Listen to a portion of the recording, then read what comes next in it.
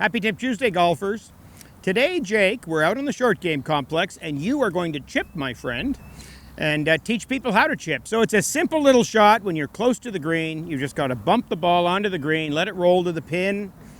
A lot of people struggle with this. They don't understand the concept of the shot, or a lot of times we see people always just like to use a chipping iron. They use an 8-iron or a 7-iron every single time.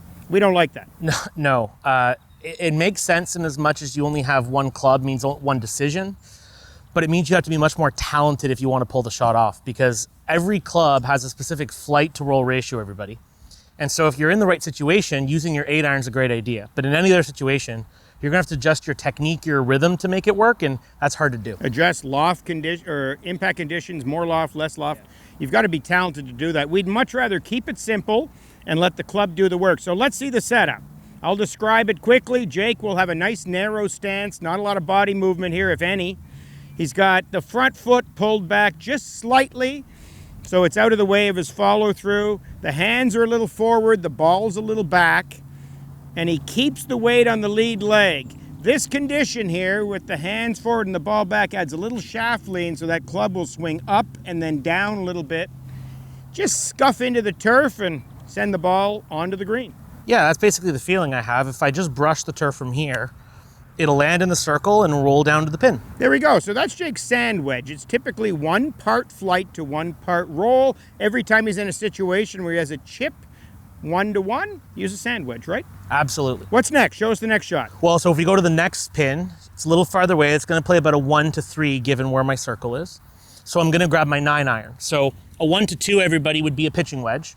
A 1-to-3 is my 9-iron, and from there I kind of progress through my set. That's how this works. 1-to-2 is the pitching. You know, Jake, same narrow stance. Choke up a little on the club. You almost stand exactly the same. Hands and weight forward, about 4 inches in front of the ball. Little chipping motion into the circle. The ball will roll a little more because it's a less lofted club and go right to the next flag. Absolutely. There we go, 1-to-3. Another tap in for another par. Grab that last club, Jake.